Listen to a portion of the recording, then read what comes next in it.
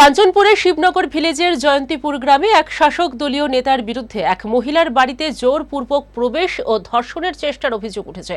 অভিযুক্ত BJP OBC মোর্চার নেতা নারায়ণ নাথ ও তার সহযোগীরা। পরে মহিলা পরিবারকে মারধর ও প্রাণ নাশের হুমকি দেওয়া হয়।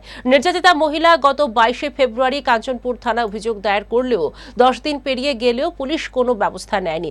বাধ্য হয়ে নির্যাতিতা ও তার পরিবার সংবাদ মাধ্যমের কাছে সরকারের কঠোর পদক্ষেপের দাবি জানিয়েছেন।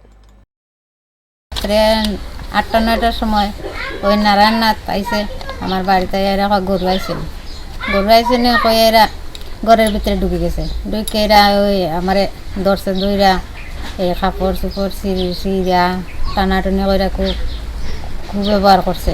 করার পরে আমার 2টা ছেলে আছে, তারা আইসে পরে তারারও মাইর দূর করছে। করার পরে ওই আমার দাদু আছেন, দাদু আইসেন, দাদুরও মাইর দূর করছে, খুব মাইর দূর হয়ে পড়ছে। আল্লাহ চিৎকার করছি আমরা।